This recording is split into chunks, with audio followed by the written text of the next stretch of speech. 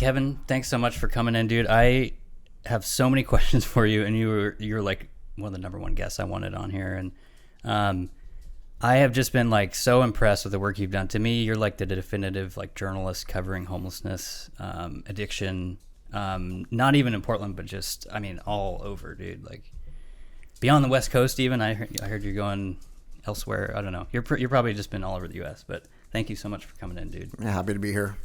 And Tara's here because you guys kind of know each other. I don't know how exactly you know each other, but we have mutual friends. I like your chemistry. We've actually done a little outreach together, but we have a lot of mutual friends. And I feel like you both have a keen interest in homelessness. Like you photograph it a lot and kind of see a lot of stuff, and obviously you do that too. And so, but yeah, tell me kind of how you got into this, because I know you've been doing addiction counseling for a long time, and it's just so interesting how, for me personally, you really flipped my vision of homelessness from housing to addiction, and hopefully a lot of thousands of other people hopefully have seen that switch as well.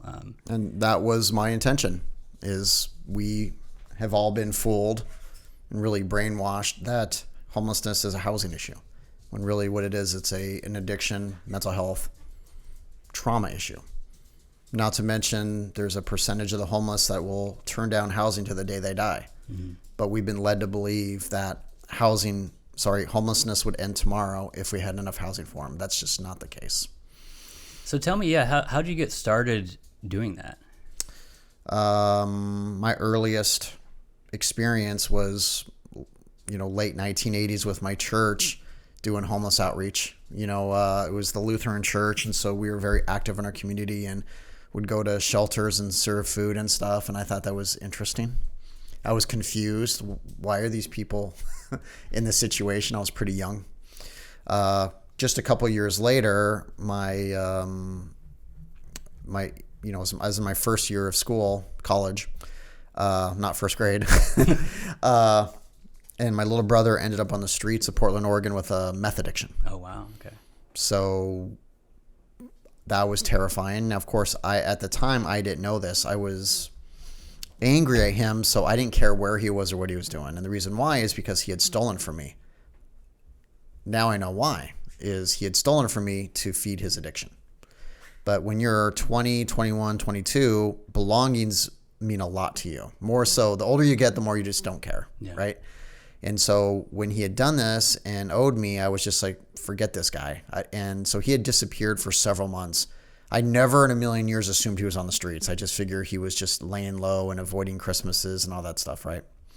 Unbeknownst to me, he had just kind of burned his bridges through all his friends, his family, finally spent every last cent, and then next thing you know, he's living under a bush. And then continued with his habit and stuff. And how I first heard he was on the streets was he just called me out of the blue one day and, sounded desperate. And he's like, Kevin, I'm under a bush. I'm starving, all this stuff. And, those immediate feelings of anger were still there, right? I was kind of conflicted, like, my God, it's my little brother, but also screw this guy. Mm-hmm. I mean, I'm big enough to admit that now, that I was still frustrated.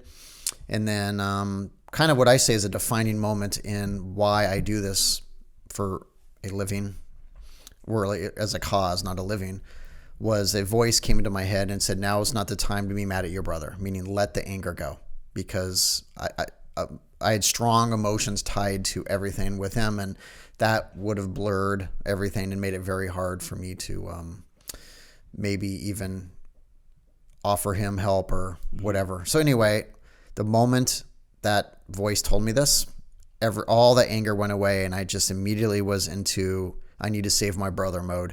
And so I invited him to live in my small studio apartment on 16th and Hawthorne immediately. And that day he moved in. He was still, very much in the middle of his addiction, and I knew nothing about the world. I mean, I'm a kid, but my instinct was this. I was like, Jason, two things, get clean and get healthy. Meaning you're horribly underweight, you're 80 pounds underweight, very thin. It was terrifying. And in the beginning, I didn't have any other expectations of him. I didn't say, well, you need to get a job, or you need to do this, because I was like, this guy was in no position to do anything like this. This guy needed to sleep for 6 months. And I understood that. I sort of just knew that, much like now we have too many high expectations of people who are actively using every day to immediately move into housing, somehow thinking that they're going to miraculously start following the rules exactly. So, you got to find that little balance. And I'm all about accountability. Long story short, his day to sobriety was a day he moved to my apartment. He's never used since. Wow. And this was 1994. Okay. So he's been clean and sober for 29 years. Has a house, has a kid. He's thriving. And he's, not only this, is he's given back and works with both the homeless and addiction community as a mentor and as a sponsor. And so that's kind of what inspired me to kind of stay in this field. Was I felt like I sort of had a knack for this kind of stuff, and just one-on-one personal attention, I could save other people. And so I just decided to stick with it. Is that something like, obviously you can understand that, seeing your brother go through that. Have you ever struggled with any kind of addiction? I'm just curious. No. Okay. A lot of my family, yes. Yeah. A lot of alcoholism, uncle died from drinking, grandmother died from drinking. I have other family in recovery. Yeah. And I like to think really out of spite. I said, I don't want to be that guy. And so I went, and so we definitely runs in our family, but no, I've never been homeless, and I've never allowed myself to cross that line. And mostly it's just because I see what it's done to the people closest to me. Yeah. And so I think it's always, for me, it's been a stark reminder when I just remember their situations. I don't want to ever become that. Yeah. So I've chosen, chose or not, like I have very strong, strict boundaries about that kind of stuff. Like there's certain things I'll never try. Yeah. Even out of curiosity, like the most I'll do is drink. Mm-hmm. And that's not often. So I can understand. Yeah. If you've had a lot in your family. And, can you tell me, we were just talking before the show, but I know very little about the origins of fentanyl, because someone just this week was telling me, like in Australia, they had a family member that was getting it like in the hospital. And I forgot that it even was used for that, because in Portland, you just see people. It's actually been around for decades. It was originally created to help a person suffering from extreme pain. Most fentanyl, which was in a patch form that then soaked into your skin and it was put onto one of your shoulders, was given to people usually dying from cancer. So it's the most extreme cases of pain, right? And so it was not that easy to get. You had to meet specific criteria to get it.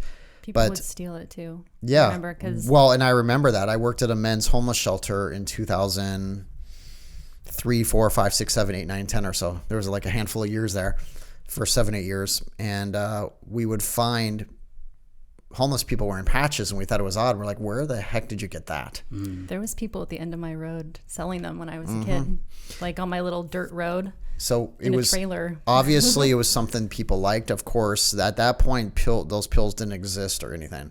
So it was right around that time that, these recipes and studies were being published on the internet and given to everybody. And unfortunately, the cartels in both Mexico and China discovered them and said, wait a minute, seems to be very popular.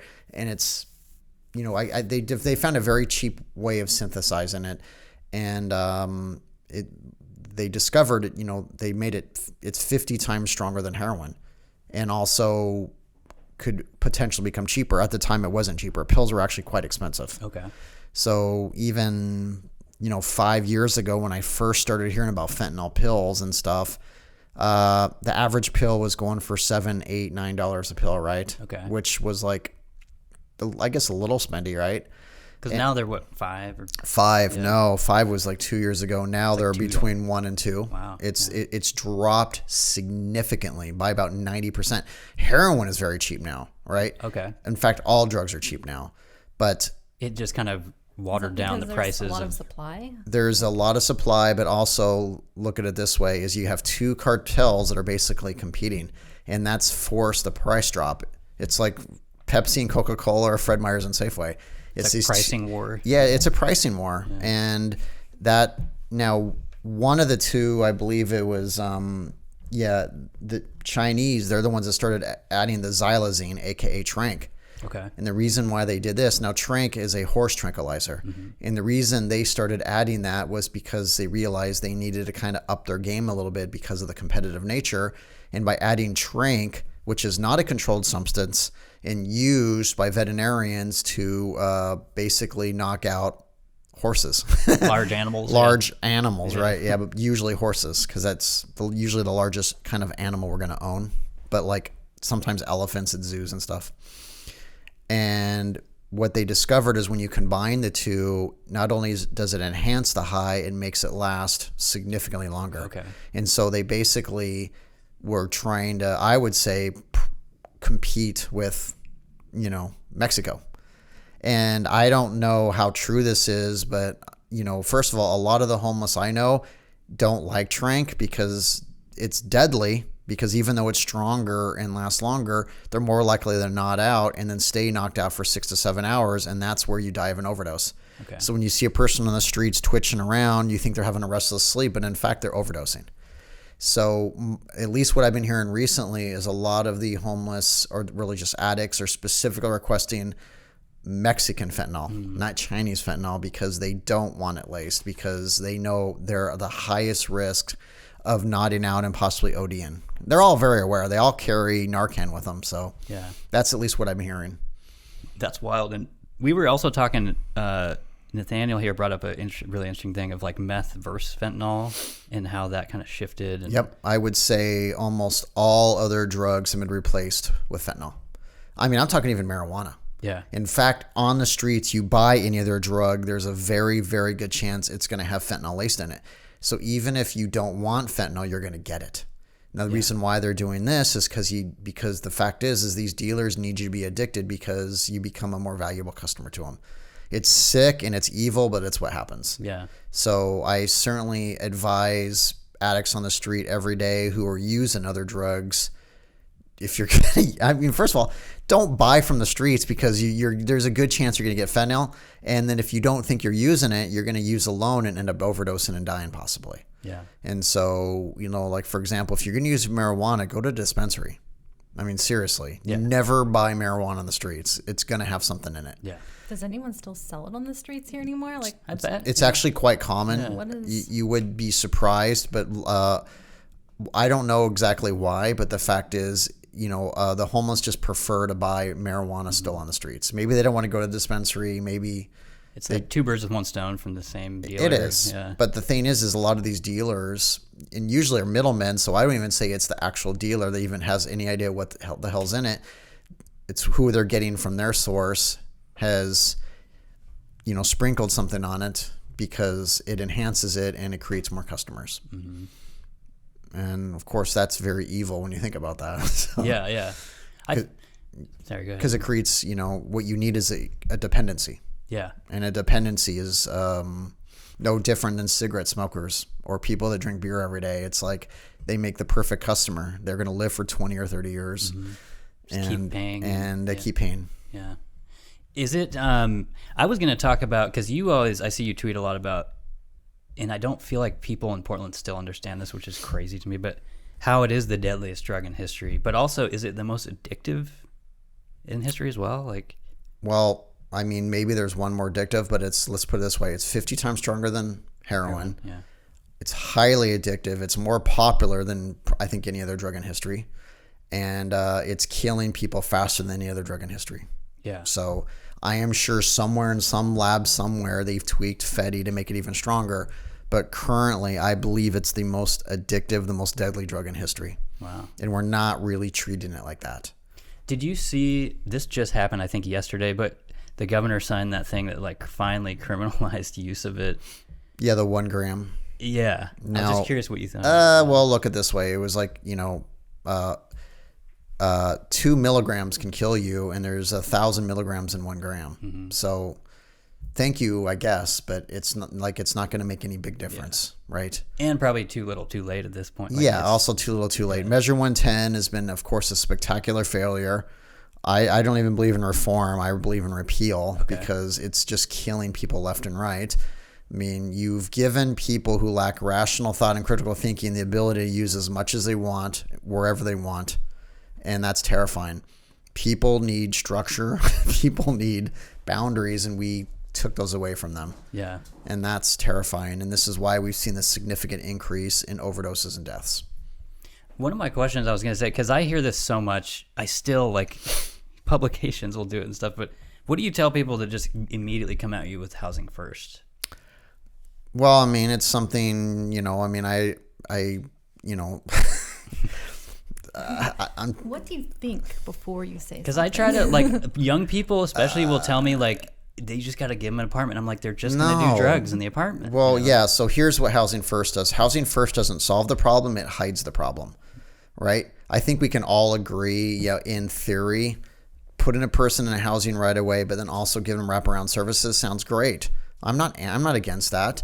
The problem is the wraparound services are not really offered or added because the strict rule, it's really a philosophy, is in Housing First.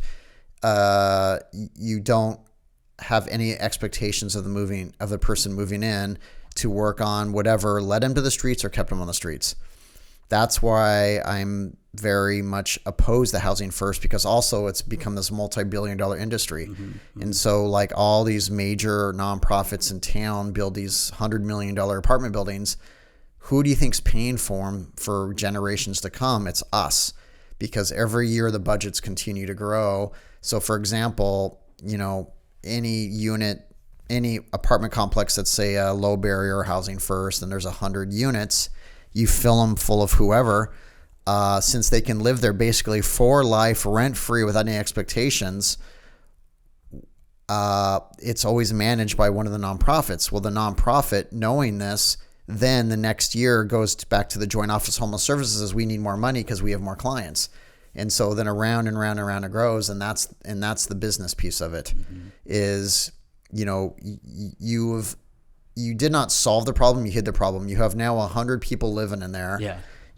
I was going to point that out. It usually houses 20 people or something. And in any 100, yes, I mean, there's always going to be 10 or 15 that in that sort of situation will probably recover and thrive, right? I'm not saying it's a 0% success rate. I'm just saying it's a low success rate with no expectations, and I'm not okay with that. There has to be some kind of buy-in in order for a person to be successful. I mean, it doesn't make any sense to me to just scoop a homeless person off the streets who's in the middle of their addiction, is really not interested in ever changing whatsoever, and just shoving them in the housing. The theory behind that is once their basic needs are met, they're going to miraculously come around. Usually that's not the case. And in fact, what I find a lot of the time is they end up subletting these apartments to other homeless people and they continue to go back, live on the streets. It's actually a very common practice. And because you don't actually ever have to give your real name, it's a hustle. So of course, let's put ourselves in their shoes. If you're a homeless person on the streets, your whole life is about the hustle. It really is. It's getting by and getting through and hustling enough to get your own needs met, and also just to kind of build whatever empire it is you're building out there, right? So if someone out of the blue says, well, we're going to offer you housing, you have no expectations, you don't even have to give your real name, and here's a key. You might like to live on the streets for a variety of reasons. Then you can turn that key to someone else and be like, I will charge you $20 a day and you get to live there. And so that's very common, is they sublet all these apartments. And since they're not really monitored or managed, they can get away with it. Yeah. And that's crazy to me. And so of course these apartments usually become places to store and to use and party and do whatever. But imagine for those 10 or 15 who are really I want to get clean. I hate this life. I am desperate. I miss my kids. I want to go back to school. Imagine living in that environment where you're literally surrounded by complete and utter chaos, where people are knocking on your door offering you free drugs. Yeah, it's like a party environment. It's insane. And so how do you think they're going to do in that situation, right? Of course, then you go to staff and be like, hey, I need to report this. We're like, well, I'm sorry, it's been decriminalized. Or I'm sorry, it's Housing First. They have every right to do that. Well, what about me? What about my rights? That's interesting because, the way you just phrased it, it's really like the focal point's on the addict that really wants to get well. Like they're not being helped. They're not. Yeah. I mean, yeah. What about that small percentage that want help right now and desperate for it, not getting it? They're the ones we should be helping first. Mm-hmm. They're the low hanging fruit. They're the ones where like, I'm motivated, I'm serious, I will do anything you say, and they're not getting the help they need. And eventually, they just stop trying. They give up. They lost hope. There's no longer trust in the system, and they just like screw it. Mm-hmm. And I hear this almost every day out there. Well, is there like a percentage of those people? Because I ran into a guy just over here at the park that was living in a bus, and I totally believed him. He said he wasn't doing drugs, and he seemed stable. Is there like a percentage of people that aren't addicts and they're trying? And well, I mean, that's a tough percentage. I will say a high percentage are actively using. Yeah. And a very high percentage have a history of using. But as far as actively using on the drugs of, let's say, Portland, Oregon, I would say it's over 70%. Okay. And I'm being a little conservative. I would say it's probably higher. Yeah, that sounds. But if I say anything higher, I get a lot of hate mail. Yeah. Well, that's you anyway. Yeah, but it's annoying. But it's like, look, I'm sorry, but that's the reality. I'm out there every day, and I'm boots on the ground, and I see the truth. And it's no judgment. My God. It's not judgment. It's just like, I'm telling you what the reality is so we know how to fix it. Yeah. Right? This is an addiction crisis, not a housing crisis. Mm-hmm. Yeah, it's funny because that's what I told the guy. I'm like, look, I believe you, but there's 8 other RVs up here and they're all selling or doing drugs. There you go. So 1 out of 10. It's just hard to...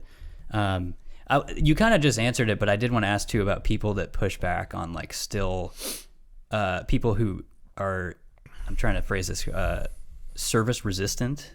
Mm-hmm. Like I still hear that up here in progressive Portland all the time that doesn't exist, and like yeah, that's a big old BS. The fact is, you line up 100 homeless right now in any city really in America, and over half will refuse all help. And that's because mainly you can't do drugs in the shelter. Well, there's a mistrust in the system. They don't believe they can actually help, and maybe they're just not ready. There's a variety of reasons, but it's easily over half. Mm. And of course, then I get the hate mail for that. I'm like, well, look, have you ever talked to a homeless person? I'm sorry. How much time have you spent? And when I mean talk to a homeless person, that doesn't mean someone cherry picked to come to your office because they're saying the right goddamn things. Yeah. That's what pisses me off.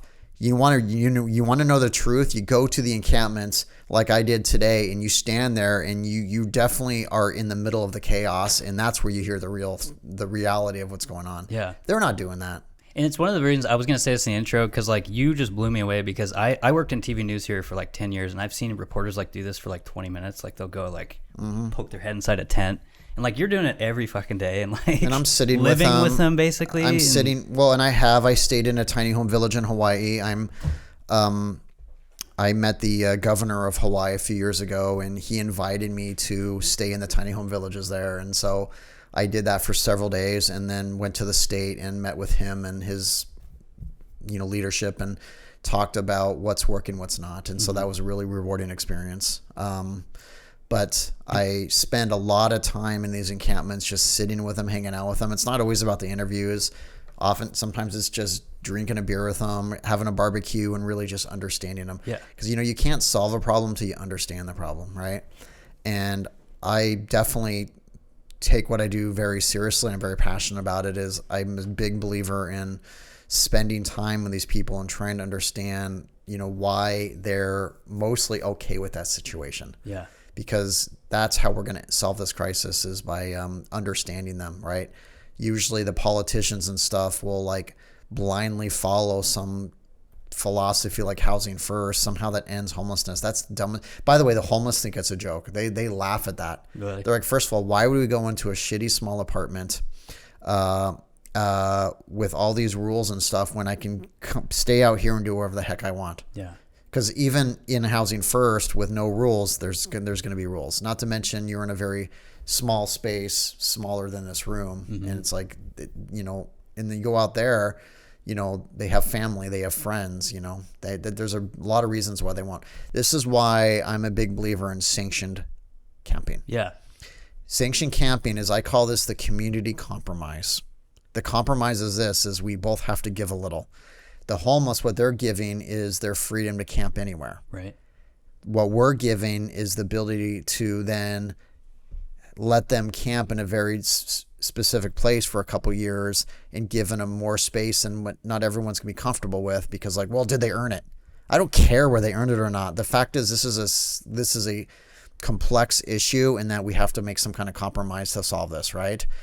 Because you need a buy-in. You can't just force a person to do this, because they just never will. Yeah. And so I'm a believer in sanctioned camping. So, where you have these lots where there's safe parking, but with at least an agreement that over the next 1 or 2 years, you work on your barriers and you offer the right wraparound type care services to get them to reach their fullest potential. And if you're lucky, self-sufficiency, which is the ultimate goal, is help the person become self-sufficient. Self-sufficient means completely off the government teat forever. Yeah. And that's the goal. But the government doesn't want that, because it's very profitable. Right. And that bothers the hell out of me, that they treat it like a business. Because, there are, and people like, I don't know, will obviously push back on this, but to all of us, I think we all agree that there are people in government who want that to continue, because it's part of this homeless industrial complex, and the money keeps flowing. And they'll never admit it, but I mean, look at it this way. The people we pay and put in charge to end this crisis are benefiting from the crisis. You end the crisis, what happens to their jobs? I mean, the fact is, it's like putting a nonprofit in charge of ending homelessness. Well, what happens when you end homelessness? You don't need them anymore. You don't need them. Yeah. And so think about this. So then, of course, at least at the very subconscious level, where's the motivation?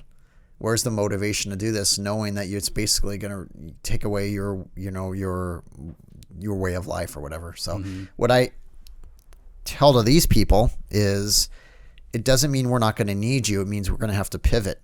So once we end this crisis, and I always say when, not if, it's when. Like, we could do this within 2 months if we all just freaking work together and stopped fighting online and all that other crap, which I don't do. We could end this crisis in months, not years. Once we get everybody off the streets, the pivot is that now we have to work on retention and prevention. Retention is anyone we got off the streets, make sure they never return to the streets. Prevention is anyone at risk of going to the streets, to prevent that from ever happening. That's where we needed that. There will always be a place for social services. Of course there will, because we're all human and we're all going to sometimes stumble, and we're going to need that safety net. So there'll always be that safety net available. But it's completely and utterly unacceptable that we allow people to languish and die on the streets. I was in Old Town just this morning, and it's worse than I've ever seen before. Clearly there hasn't been a sweep in a while, because just walking around is complete chaos. It is really bad. Everybody is using fentanyl. Everyone's just lying around. They're just laying on the sidewalk. Yeah. When I was down there during the Pride Parade time, there was a lot of people from out of town that were walking around, and you could tell who wasn't from here, because they were very concerned about the people laying on the sidewalks, and everyone else is just kind of like walking over them. So there's all these people in like rainbow outfits, like bending over these people who were just like sacked out on the street. Yep. And are you okay? They're trying to get a hold of someone, and I'm thinking, they're not going to good get a hold luck of with anybody. that, guys. Well, they're either sleeping or nodded out, and it was really crazy to see. So I was down there for a few hours, and tensions are high. I saw a lot of fights and a little bit of violence, and just a lot of distraught people, and just a heavy fentanyl use. Yeah. And just several square blocks of it. I always start at, like, say, the Chinese Garden, and then work my way out, because that's sort of the concentrated area within that 10-block radius. That's where I would say that's the highest concentrated homeless population in Portland currently. Yeah. Probably. It's kind of like from there to the train station and all. I mean, of course, there's the North Portland 2 miles of RVs. Oh, yeah. Near I drove Marin Drive. through that with her, and it was, I hadn't seen that in a while. I'm like, this is crazy. It's actually 2 different streets. You got Dignity Village, but it's just on and on and on and on and on and on. And there's probably more homeless there, because it's RVs, which means there's more than one person living in each one. So definitely a couple hundred at least. I appreciate that it's more out of the way than a lot of other stuff. Yeah. Like, Well, now- they're not in the middle of the sidewalk. Yeah, They're not next to my house. I don't so. hate the idea of it. What I'm curious about is, are people actively out there helping them in any sort of organized way? I doubt it. Yeah. I think I did it's. see someone throwing a barbecue for them the other I was day. gonna say- Just like at a official. I don't know if it was truck. services, but I was just impressed by like the community I saw, and like there was what I would describe as a voluntary mechanic that was like fixing vehicles and Okay. stuff. And I was just surprised. I was like, wow. And I it's a like big that, community. and I respect that. Like concerning people who live in RVs, finding a mechanic is gold. I mean, that's about as Yeah. good as it gets. As a mechanic and someone who could supply propane and gas, right? I'm a big believer in safe rest parking, meaning don't just have them park on the sidewalk or on the side street, but like have a designated place where they're allowed to go, and then restrict anywhere else they can go. That's the compromise. Yeah. I've always been vocal about this. Is like, I don't want to see this encampment as, and it's not that it's an eyesore. It's that I know that the person is never going to get their needs met out there. And the fact is, men and women out there, primarily women, are getting victimized out there every day. Right. And so let's just talk about that for a moment. Women are being sexually assaulted right now and every freaking day. And we're talking about Portland, but in every major city in the country. This will continue as long as we do nothing. Terrible, terrible things are happening. This would be highly unlikely to happen in sanctioned camping because you would have 24-hour care with security, with designated places for people to camp and stuff. You're going to see a significant drop in person-to-person crimes. And, it's just tragic what I see out there. I've interviewed, a few hundred homeless women just in the last year or so, just in Portland, telling me in, terrible detail about their most recent assault, to the point where they're just kind of used to it. They just know it's going to happen again. They don't like it, but they sort of accept that's just the world they live in, and that's just really sad. Yeah. Well, that was perfect that you talked about, because I was going to ask you like your game plan for cities, and because I know that sanctioned camping was like a key part of that. Does any of what Portland's doing right now like satisfy that for you? Because I know they're trying that, or at some point. Well, they brought it up. I mean, Mayor Wheeler and Sam Adams, who worked for Wheeler, they suggested it. He suggested it, and I liked the idea. It's something they're talking about in San Diego. It's something they've been talking about in multiple communities. And the fact is, even, everybody has a great plan, and all plans look great on paper. It's like, how do you implement the plan and who's managing it? So, for example, we could have the best plan in the world in Portland, and then, put a major nonprofit who's created this mess in charge of it. Yeah. What's the one in Portland? I'm blanking on the name. There's one that's been doing it with these like villages. Transition Projects or Central City Concern. Well, those are like the old school ones, but there's a new one from California that's. Urban Alchemy. Yes. I have some concerns with them. Yeah. And I say this because I've now worked with them in 2 different cities. I embedded with them in San Francisco and also Skid Row. Yeah. California. To me, it just seems like to me they're the clearest example. They're just farming this out. Well, look, and I wasn't against the idea of hiring an outsider because that's sometimes what you need. But the biggest concerns I have with Urban Alchemy, right, is they hire almost 100% lived experience, and I've never supported that. I think that in any solid outreach team or nonprofit, there needs to be a multidisciplinary team with people from different walks of life. I've never been homeless, but I have more homeless experience than almost anybody you've ever met. I was going to say, so plus I have a good education and a good outlook, and I have that sort of Kevin Dahlgren passion, right? So I bring to the table something very unique. But what I find with teams that's 100% lived experience, it's like, it's kind of like, a person who had a serious medical condition who spent 5 years in the hospital would then make a good doctor, right? Like, yeah, you have a lot of experience in the hospital or like a lot of experience on the streets doesn't mean you necessarily know how to run anything. Yeah. I think it offers a unique perspective, and I love it's great. I think any team should have lived experience people, just not 100%. Yeah. Lived experience, Urban Alchemy, I believe it's 100% lived experience, and a lot of these other teams. I think, honestly, the main reason they do it is, A, it looks good on paper because it's that check mark. Wow, that's amazing. Homeless helping the homeless. Yeah, it sounds great. Have you ever actually seen it in action? You need other people with different walks of life and different skill sets. Yeah. And, of course, when I say that, I get a lot of hate, too. But I didn't know that. That's surprising because to me, the whole concept of diversity outside of skin color and all that stuff should encompass that. Yeah, you Like, need know, people with different educational backgrounds and different experiences and different skill sets. I mean, honestly, and you need one person on that team that might not be a good people person, but are brilliant when it comes to computer and paperwork and getting through to people on the phone. All the BS stuff that we hate doing. You always want one of those people, like the Radar O'Reilly from MASH. Yeah. You need that one person who's just that super nerd that somehow has a way of just doing all the stuff that's just a huge waste of time, because a passionate outreach worker should do nothing but the outreach. They just have that. They should have those face-to-faces 8 hours a day, not that 4 hours a day doing paperwork and crap like that. That should go to somebody else. Yeah. And so that's my concern with Urban Alchemy. What I did see in San Francisco is a lot of the ones I met were actively dealing fentanyl back to the homeless. Wow. So they were wearing Urban Alchemy and dealing drugs. Okay. That's a concern. Yeah. Now, I'm not saying those exact people are here, but I'm saying that's part of that nonprofit. And clearly they were doing it so in the open. It was a very common thing. Then I went to the one in Skid Row a few weeks ago. Didn't make it into the documentary because there was a lot to cut and stuff.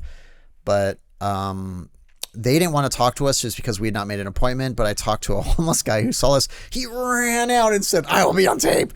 I need to tell you what's going on." And he goes, "Help me, save me from these people." And I'm like, "What are you talking about?" He says, "I've been here for 2 years. They don't know how to help me. Yes, I'm in a tiny home, but it's a tiny home surrounded by barbed wire in Skid Row, and I feel completely alone and isolated, and all I want is my own apartment. I want a job. I want to recover, And I've been sitting here for 2 years." He's going crazy. He begged us to take him back to Portland. Wow. He says, "Look, I appreciate them for getting me off the streets, but I'm still on the streets because I'm still in Skid Row, now in a tiny home, literally 10 feet from where I was camping around barbed wire. So how is this any better?" Yeah. And he made a really good point. He says, very technically speaking, he's no longer homeless, but imagine us right now having to sleep in a parking lot with 25 homes with 1 foot apart from each home, and just the chaos of it for 2 years. Yeah. And these homes are small.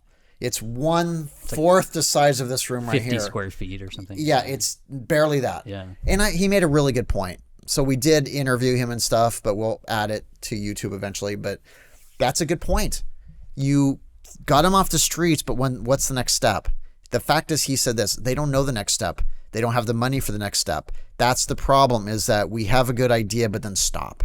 We need to do wraparound care. Wraparound care is helping a person reach their fullest potential. That's not doing it. They are keeping him in a gosh darn holding pattern for a couple years. And 2 years sounds to me like a lifetime. I feel so bad for him. And I guarantee you he's at high risk of burning out and going back to the streets and be like, screw these people. Guess what? He'll never do it again. He'll be like, screw ever this. I tried this and I'm done. And so that's what I wanted to say is like, look, nothing against Urban Alchemy. Thank you for helping him to that step. But you solved step 2. What about step 3 through 10? Mm-hmm. You didn't finish the job. It's like they just push them in, and then like, you we're good. and that too is housing first. Yeah. But that's a good example. Someone's like, I'm stuck in this housing first. What's the next step? And so of course I will hear it from my friends who normally support me and be like, well, why can't he just get a job and do it himself? Like, well, that's the whole point. The whole point is there's barriers that led him to the streets or kept on the streets. Yes, we could all say like, you just got to pull yourself up by your bootstraps and just man up and da-da-da. Well, guess what? This is why we have to, there needs to be extra care because there's a reason why they end up in this situation. We can't assume that they're going to be able to do what we can all do here in this room. Mm-hmm. They usually can't. Some can, but most can't. He needed guidance. He even was begging for it and wasn't getting it. Yeah. So now they're the ones here. So we'll see how that works. And people should check it out. I'll put a link in the description to the documentary, but you should check that out. The one we made, I made with Tyler Oliveira, who I love, and we've done 3 projects now in 3 different cities, and so the third one's coming out soon. And the Skid Row one was wild. So yeah, you did Skid Row. What were the other 2 cities you did? Portland and one city I can't name, but it'll come out in a week. Okay, very cool. But Kevin's a reality TV star. I'm a reality TV star. So the Portland one was great. It's at like 8.5 million views now, which is great. The Skid Row one was amazing but terrifying. Yeah. I mean, I will say this about Skid Row is it's one of the most violent places I've ever been in my life, and I can handle myself. But the second you walk in there, everyone makes eye contact with you. They can spot you from a mile away, and they do not know who you are, and they do not trust you. It's definitely, you felt the hair on your neck just go up. And you walk through there, and literally within 5 minutes, we watched assaults and people chasing us. One guy ran across the street, big old buff dude, and he was like this going, we're like, oh my God. Like, you don't see that in Portland nearly as much. Yeah. I mean, there was just a lot of violence. And we were talking about that. You think that's a meth difference of? Well, and that's, yeah. So usually before I do these things, they always interview me. So Kevin, what do you think we're going to do? And what's your prediction? So my prediction was this, and it was terribly wrong. Well, I predict most people will be on fentanyl because fentanyl's taking over the country, And then I showed up, and everyone's just like hopping up and doing push-ups and screaming. I'm like, what the heck is going on? Right? And we interviewed a handful of people, and there's a high percentage of African Americans that are homeless on Skid Row. And a lot of them told me, because quite simply, our drug of choice is meth and crack. Right? Yeah. We don't really like the fentanyl. We don't like the way it makes us feel. Right? Yeah. And that's fascinating to me, and I was blown away by that. Yeah, Yes, I did run into some Fetty users, but it wasn't nearly as much as I expected. Like Portland, Philadelphia. I did outreach in South Chicago a few months ago. That was fascinating. A lot of fentanyl use. Yeah. But surprisingly, I mean, it was a learning for me. Learning opportunity for me too. Is it's not necessarily everywhere. Yeah. They actually resist it. They don't like. Yeah. Well, they said it puts them at risk of being victimized. Okay. Because when you're on meth or crack, you're more superhuman. Yeah. It's like when we drink those 5 cups of coffee in the morning, and then you times that by 5. That's kind of how they're feeling. You have more ability. Well, you feel smarter too. It's just like Yeah. everything's. I mean, for that short time, you probably are. You're just thinking straight, and I think that's true. And there's something to be said about that. I did a lot of schoolwork as a teenager. Well, on meth. okay. Is that true? What? But so they're wow. hyper aware out there, walking around. They're like this, and they just watch you. But like, in downtown Portland, people don't make eye contact. They keep their head down, and the fact is, the rule is you're not really supposed to make eye contact. There, it's just a very normal thing, and they'll scream across the street, "Who are you?" So like, reminds me when I was in South Chicago by myself, right? And I went to quote the deadliest block in Chicago called O Block. It's where all the shootings and stuff. Yeah, it's the most. They call it the deadliest street in America, and so I wanted to go outreach there like an idiot. Yeah. So I took the L train there, right, and I went there. I lost track of time, and so it was already early evening, which was just not a great idea. Got off the L, right? It took me an hour to get there, right? And immediately you're like looking around like, wow. So got off the L, and literally within 5 seconds, a lady from a block away screams, "What's that white boy doing in the neighborhood?" And I'm like, and then of course the L train, the doors close, and I'm like, what? And I never heard that before. Like, is she joking? And I looked around. Of course, I was by far the only white person. Yeah. Like, and I get it. I guess I stuck out. So I was like, well, screw it. I'll just go talk to her first. So I walked down the little stairs and said, so yeah, I thank you for the greeting, right? And everybody was they're being pretty respectful, but wondering what I was doing there. And I basically said, I'm an outreach worker from Portland. I'm trying to learn more, and I'd love to interview people. And they gave me some interviews, and I interviewed her, and she told me something incredibly insightful. She said, yes, I've heard about a reputation, and everywhere is rest in peace signs and like body chalk. I mean, it's just crazy. All over, yeah. And she said, yes, we commit crimes here. Yes, I break the law. You know why? Because there's nothing else to do. And and what she was trying to say is, if we were given other opportunities, we wouldn't do this. We are left out here by ourselves. There was no outreach. There was nothing. That's what happens. This is why I advocate for our outreach, because due to a lack of services and outreach, eventually, as a human, you're going to get your needs met in other ways. You're going to start hustling. And hustling usually means boosting. And sometimes it also means victimizing other people for your own, to fulfill your own needs, whatever that means. Sometimes okay, sometimes terrible. And so she made an incredibly good point there. if we only had services. So my plan is to return there, and an idea I had, and it's something we're considering with my friend Tyler, is have a barbecue. Go there for no other reason, no agenda, just like, hey, no one else does it, so screw it. We're going to come here and we're just going to serve food all day, and let's just make this a community event, because you're a community as much as we are and stuff. And yes, it's admittedly a little more sketchy, but I think that's not necessarily your fault. Yeah. And so food is like universal. And so I'm, like, I'm not anti-food. People criticize me saying, you criticize outreach workers that just hand out peanut butter sandwiches. I said, well, yeah, because if that's all you do, what's the point?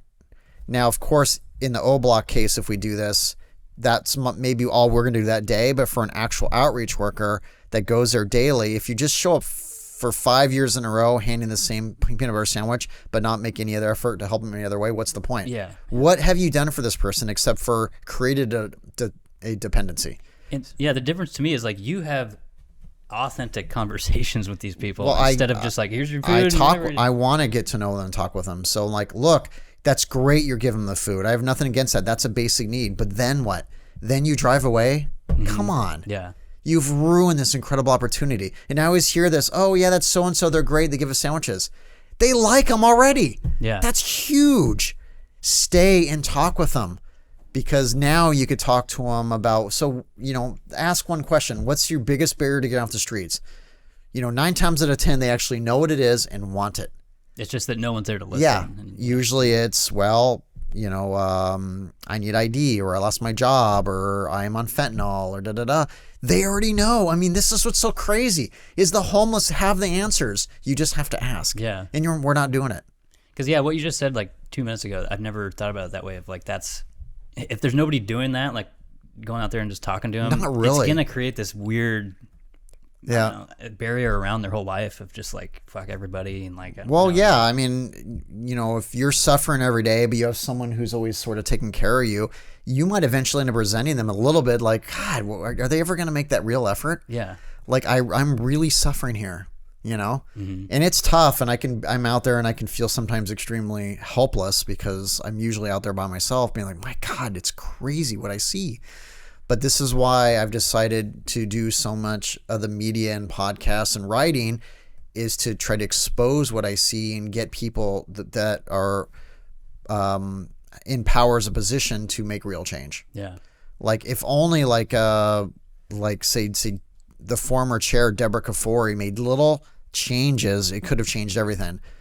And certainly I really have no respect for her, because she was the chair of Multnomah County for many years and had a real opportunity and chose to do nothing. Yeah. So shame on her, to be honest. I've never met JVP, but I know Sharon Myron very well, and I adore her, and I think Sharon is a solid county commissioner. Okay. And I like the new county commissioner too. Yeah. So it's a little better. Yeah. It's better. We have some more common sense Portland City councilors now, Renee Gonzalez and Migas Maps. Mm-hmm. And we have Mayor Wheeler, who's also making a lot of sense lately. So I want to give him props for that. Yeah. Yeah. We're even having the media surprisingly doing some solid reporting, right? It's been weird. Willamette Week. Week's been on I'm sorry, fire, and this is hard for me to admit, but like Lucas is doing some solid work out there, and I got to give him a kudos. And I've always sort of bumped heads with Willamette Week, right? Because they've always been very progressive and radicalized. Yeah. But the fact is, they're out there doing some solid reporting, and you got to give them the props, and you need to encourage them. So good job, WW. Yeah. I mean, I'm sorry. If they're doing solid work, you got to own. I'm going to own it and be like, you've done great. Yeah, past 6 months they've been doing and I admire that. Stuff, yeah. I admire that. They've seemed to have pivoted just a little bit. I think they sort of realized their belief system, was. Yeah, well, and honestly, from somebody who's worked in media a lot, I think a lot of these from a company level, they're understanding. Oh, there's an appetite for this type of news as well, and like people want to understand it, and And I like to think there's a handful of us out there that has maybe on some small level encouraged this different type of reporting of just raw truth on the streets. And Truth on the Streets is the name of my website. Okay, yeah. I own truthonthestreets.org. And I just chose that term because it's exactly what it is bringing that truth of what I see out there. And I was sort of lucky that it wasn't taken.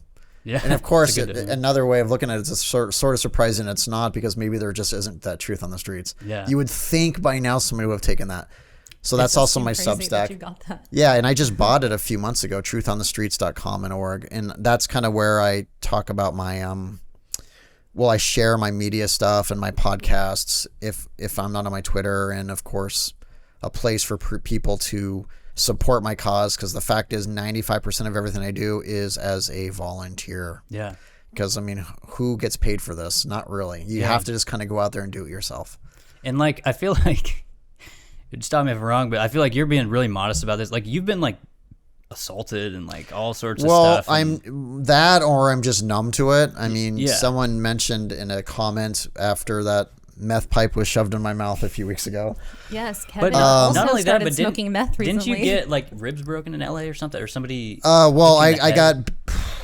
got beat up by a drug dealer in San Diego. That's might be what I'm and it was brutal, and I filmed the entire thing. And I had a bruised brain for about a month. I think that's what I'm thinking of. The last time I saw you was when you were still delirious with the bruised brain. Yeah, because right afterwards we did a little thing together, but no one likes that. It was a brutal assault. And the only reason that happened because, of course, some asshole who runs a nonprofit there says, well, that's why Kevin shouldn't be doing this. I'm like, look, asshole, I literally broke up a fight where he was beating up an innocent guy. Yeah. Beating him to a bloody pulp, who ended up getting hospitalized for a week.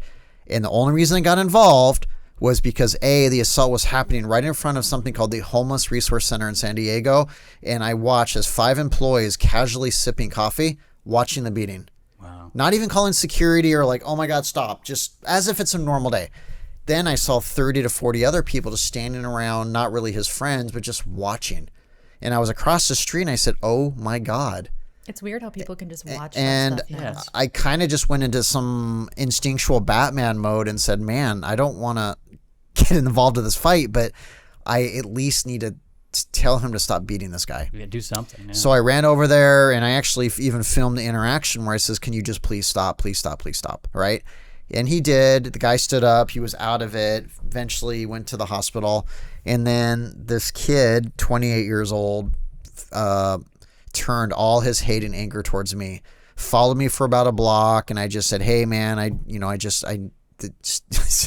don't want to fight, but also just stop beating up other people. Right. Out of the blue, he socked me really hard, knocked me to the ground, turned my phone off. 2 minutes later, my phone turned back on and he was still following me, then hit me 2 more times and then kicked me in the head. Jeez. And he is 25 years younger than me. And he was a strong young dude. Right. And you get clocked in the same temple 3 times in a row and get kicked. I mean, you are out of it. Yeah. And so I was in a daze. This guy was on drugs or? I don't think so. Okay. I think he had mistaken this kid who got beat up for someone else. Okay. And so it is what it is. These things happen. But yes, I've certainly been assaulted a handful of times in my career, and I try to avoid it. I don't like these things.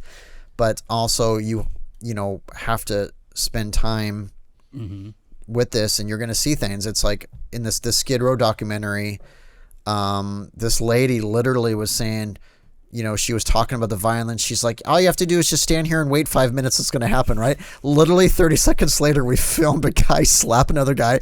Like, as she was saying it, this guy rode by and just smacked a guy in the face. It was like a sucker smack. He just did it and kept walking. And we captured it, and we're just like, are you kidding me? Who does that? Seem to care. Yeah, he's so used to it. Are you okay? And he's like, yeah, whatever. And we were just like, and it was almost like so surreal.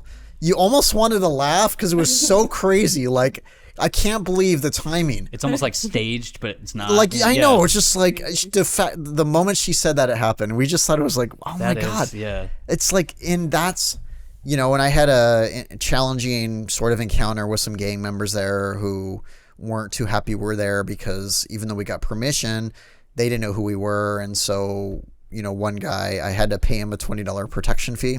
Wow. And considering everyone out there, we saw some guys with some AK-47s. I mean, these were like semi-automatic rifles driving around in trucks. And I'm like, it was just legit sketchy there. Yeah, it was like true gangbangers. It seems like third world country has been like created inside of our cities. Yeah, and Like pockets of third world. and what I say to that is that this is the natural result when a government does nothing.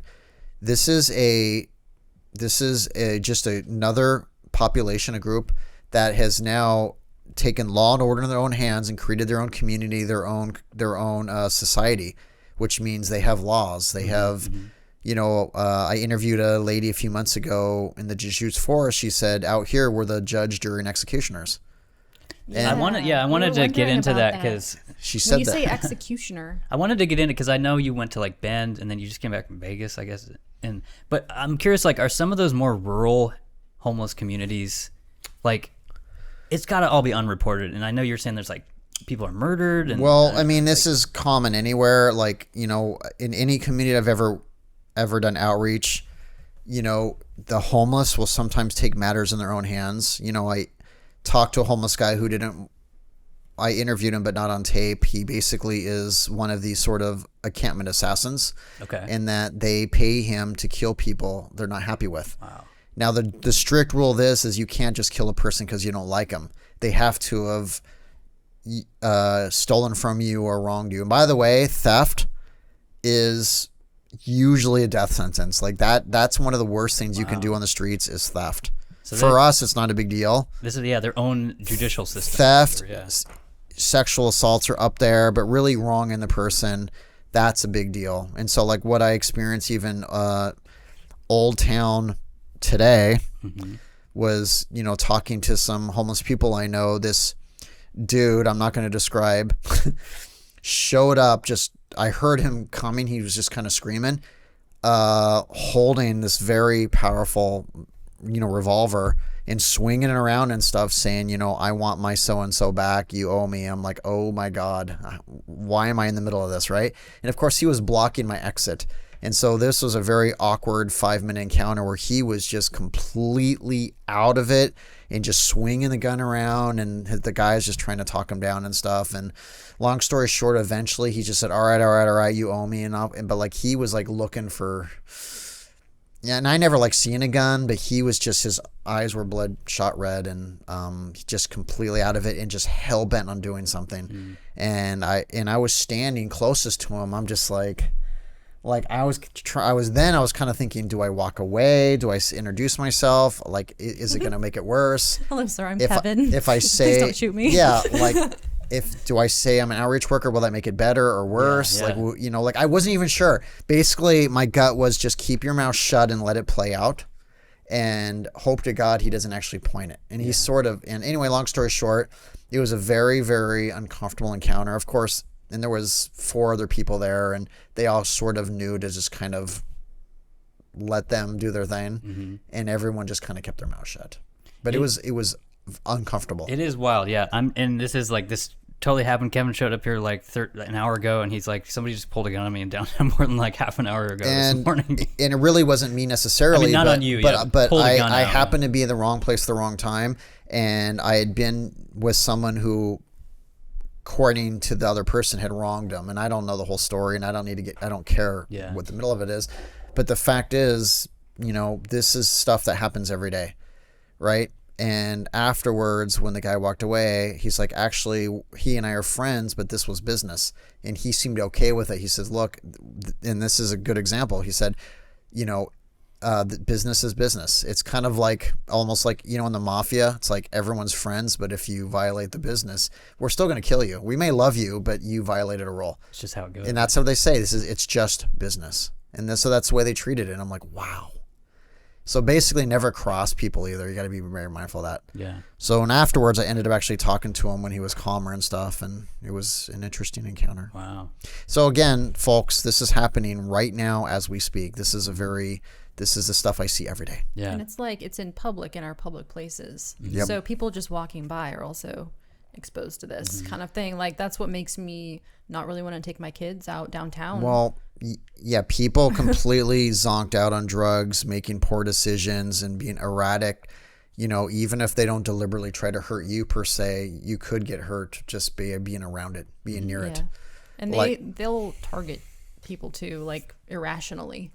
It's happened to me where someone just like takes whatever craziness they have going on in their head right now and like puts it on me and Yep. starts chasing me around. I remember riding my, I used to ride my bike. I worked at Transition Projects for 6 or 7 years. Okay. It's a largest men's homeless shelter in TPI, town. yeah. TPI. And I worked 12 years, is that what you said? Yeah. No, 7 years or so. But I worked in shelters over a decade, but 7 solid years there. And I sat at a desk with one other person with 91 men in a locked room, right? Anyway, I was riding to work one day and just out of the blue, just not minding my own business, this dude out of nowhere walks up to me and punches me as hard as he can and knocks me off my bike. Jeez. And he just was symptomatic. He didn't like the sound of my bike, or maybe I accidentally made eye contact, and these things just happen. While working at the shelter, I would say I was assaulted, 30 times in 6 or 7 years, which is way too much. Yeah. Some found out where I lived and stalked me and stuff because I had to kick them out because of violation. Murders were very common. That's something we, in fact, 9 times out of 10 always knew who the murderer was, but couldn't prove it. But we just being immersed in that community, you always knew. Giving a person a hot shot is a very common way of killing a person on the streets. And I don't know if you're aware what that is. It's when you put a lethal amount of another drug into someone's hit or whatever. Yeah. So for example, if she just is a alcohol drinker and I'm unhappy with her and I sprinkle fentanyl powder into her drink, stir it around, if she dies of an overdose and we're both on the streets, it's not like I'm ever going to be accused of anything because, well, she's a homeless woman. She's probably an addict. Right. It's That's an it. overdose. There was, I know this security guard who works at one of the service centers in North Portland. I forget what it's called, but he works outside there. So there was an encampment across the street from the homeless services. And during COVID, when they were giving people like handouts, stimulus, they would give them these cards. And the cards, I guess, were highly sought after. And so this person was dealing from this RV.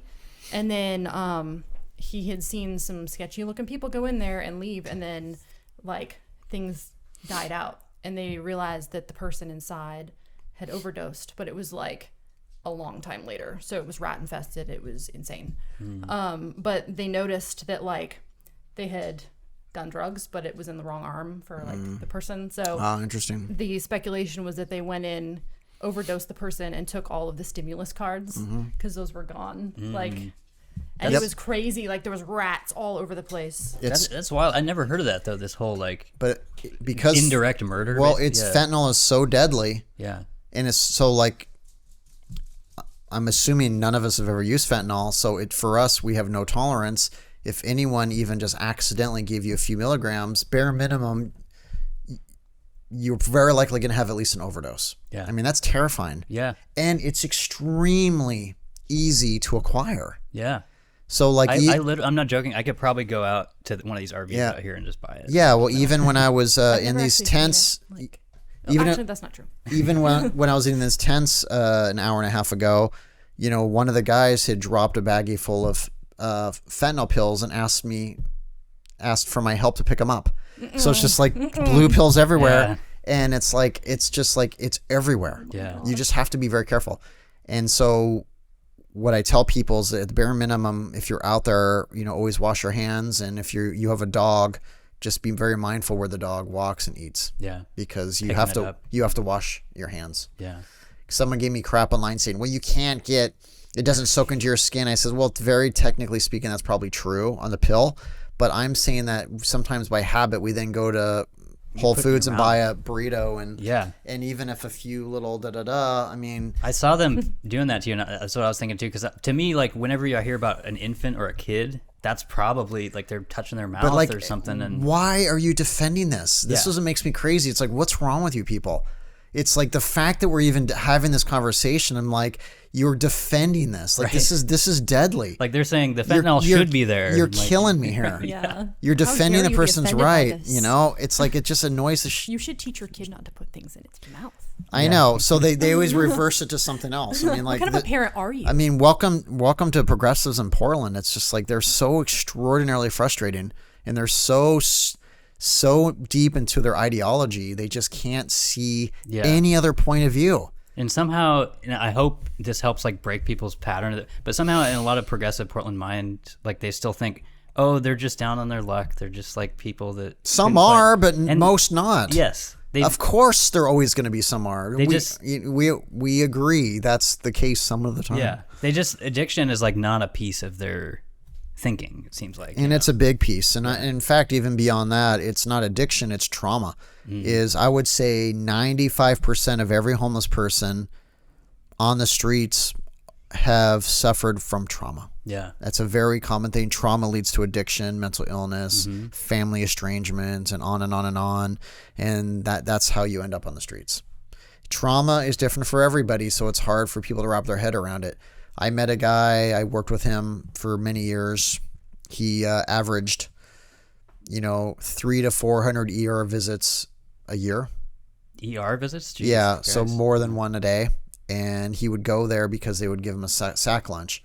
Okay. And then He's going there for food. yeah, Meanwhile, like I can't Yeah. afford to take my kids to the ER. Yeah. and his trauma was that his parents got a divorce when he was 12. Okay.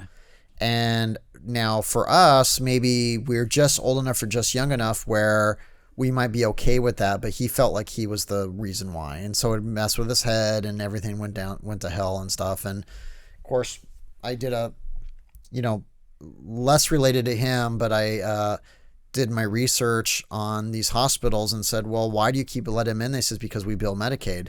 And I basically did my research and learned that every single day he showed up there, they sent a bill to Medicaid for $850. So that sandwich was costing the state of Oregon $850. And times 300 a year. times 300 to 400 a year. And that's when I realized this is a multi-billion-dollar industry, because then I wrote this article years ago because I was interviewing executives from these hospitals, and they said the homeless are our biggest revenue stream. Wow. They refer to as revenue. There's just like homeless are extremely profitable. And we have so many more of them now. Yep. Like they're just streaming in Because from places. someone's paying for it, and it's usually the state. Well, I'd imagine Which is now, us. yeah, with all the overdoses, if they survive, that's a piece of that too, right? Because they go to the ER and Yep.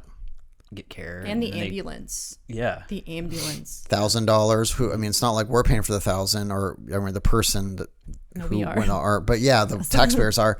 But the state is, and then that's why the state then asks for more money from the federal government, and on and on and on we go. Just a perpetuating. Yep.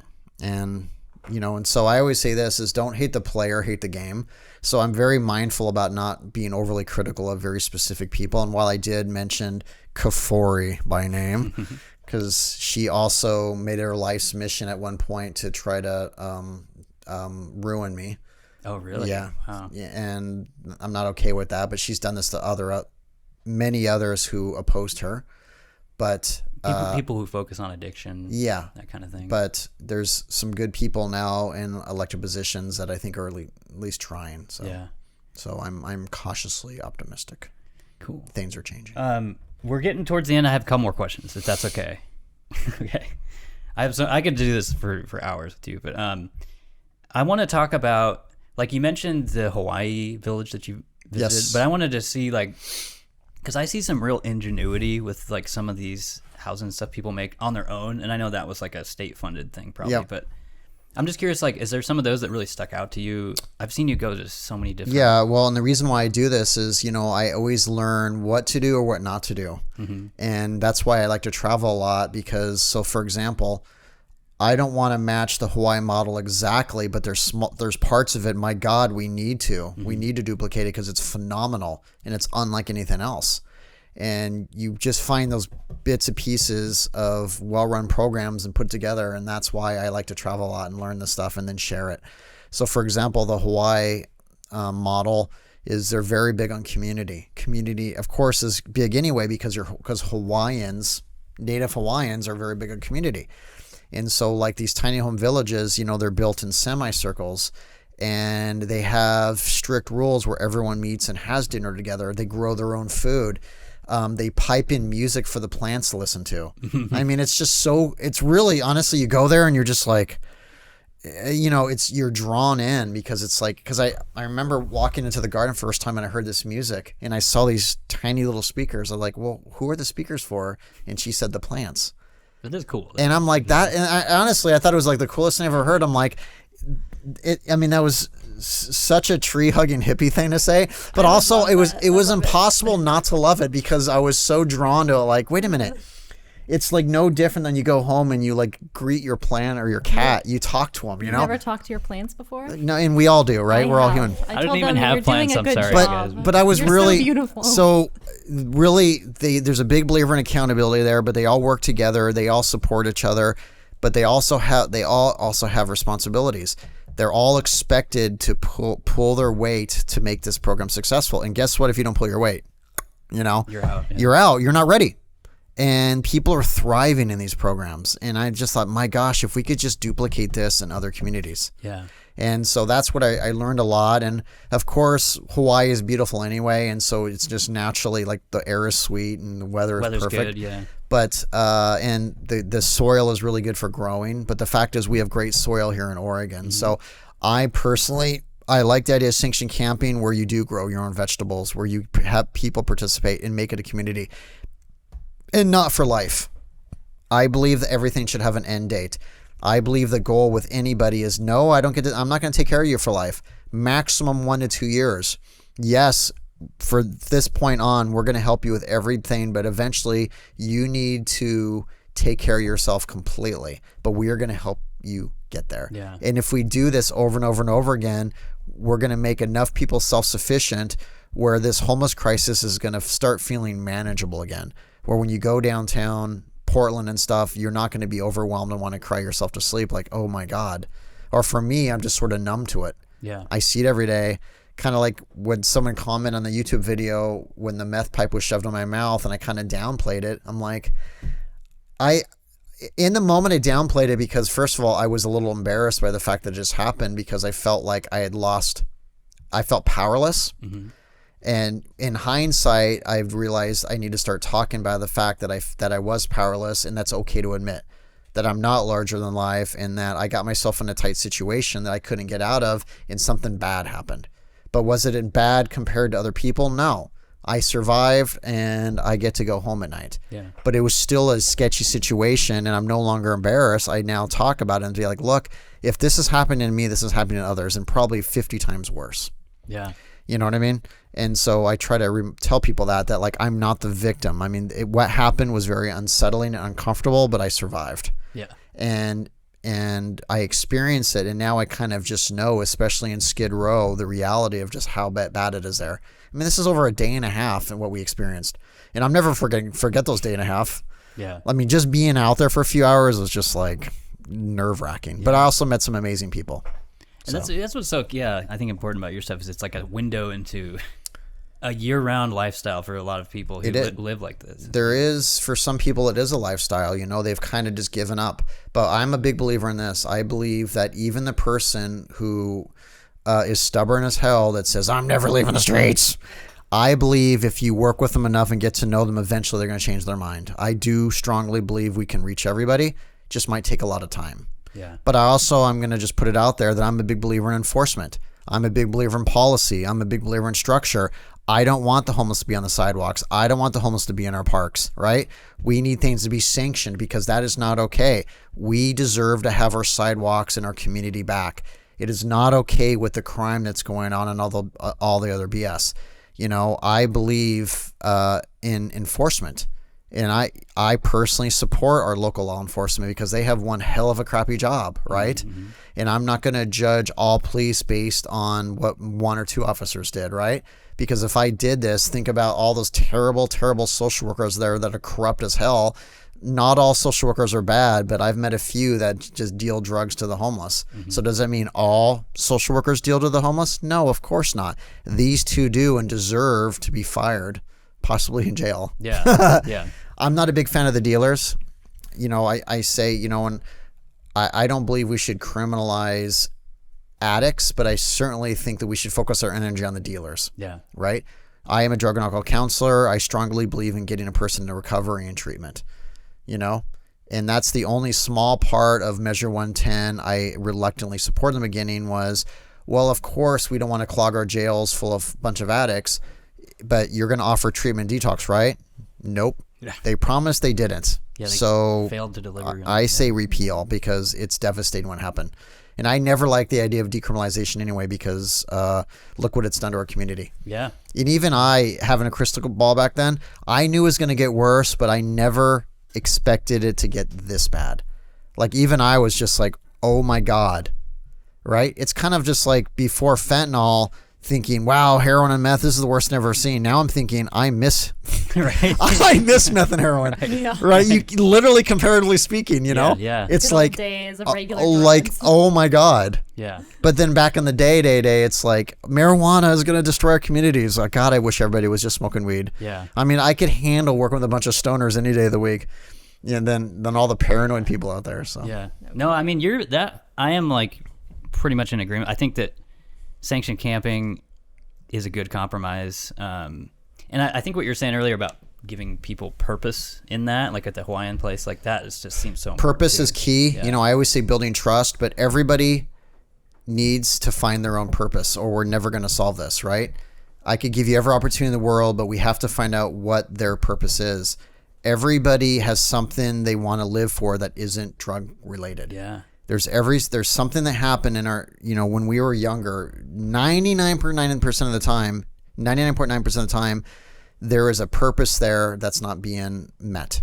That it could be, I want to be in my kid's life again. I want to do artwork again. Yeah. I miss working. I miss being whatever.